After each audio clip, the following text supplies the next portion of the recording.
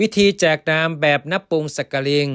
อาการันในนปุงสกลิงแจกอย่างกุลศัพท์ตระกูลดังนี้ลำดับวิภัตเอกวจนะคำแปลพหูวจนะคำแปล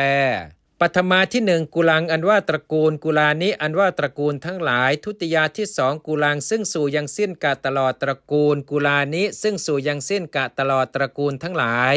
ตติยาที่สามกุเลนะด้วยโดยอันตามเพราะมีตระกูลกุเลหิกุเลพิด้วยโดยอันตามเพราะมีตระกูลทั้งหลายจตุถีที่สี่กุลัสสะกุลายะกุลัถังแก่เพื่อต่อตระกูลกุลานังแก่เพื่อต่อตระกูลทั้งหลายปัญจมีที่ห้ากุลัสสมากุลัมหากุลาแต่จากกวาเหตุตระกูลกุเลหิกุเลพิแต่จากกวาเหตุตระกูลทั้งหลายฉัตรถีที่หกกุลัสสะแห่งของเมื่อตระกูลกุลานังแห่งของเมื่อตระกูลทั้งหลายสัตตมีที่เจ็ดกุลัสมิงกุลัมหิกุเลในใกล้ที่ครั้นเมื่อในเพราะบนตระกูลกุเลสุในใกล้ที่ครั้นเมื่อในเพราะบนตระกูลทั้งหลายอารัปปนะกุละแน่ดูก่อนข้าแต่ตระกูลกุลานิแน่ดูก่อนข้าแต่ตระกูลทั้งหลาย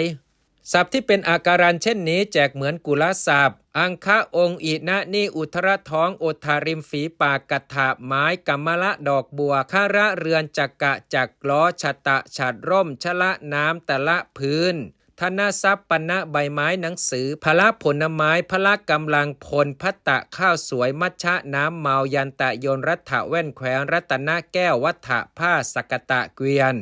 อังคะองค์อินะนี่อุทรท้องโอทาริมฝีปากกัตถะไม้กัมมะละดอกบัวคาระเรือนจักกะจักล้อชะตะฉัดร่มชละน้ำตะละพื้นธนทรัพย์ปัณณะใบไม้หนังสือพละผลไม้พละกำลังพลพัตตะข้าวสวยมัชชะน้ำเมายันตะโยนรัฐะแว่นแขวนรัตนะแก้ววัฏฐะผ้าสกตะเกวียน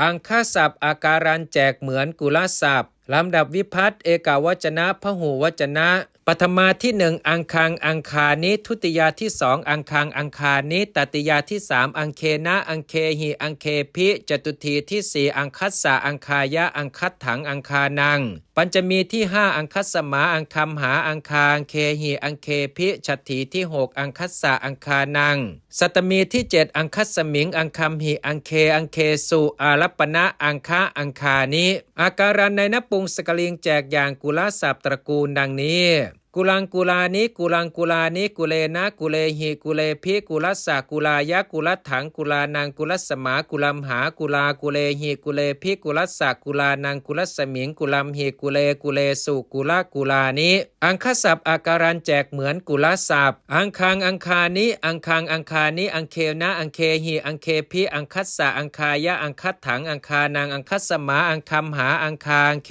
หิอังเคพิอังคัสสะอังคานังอังคัสสมิงอังคัมหิอังเคอังเคสุอังคะอังคานิศัพท์อื่นๆที่เป็นอาการันในนปุงสกลิงแจกเช่นเดียวกันนี้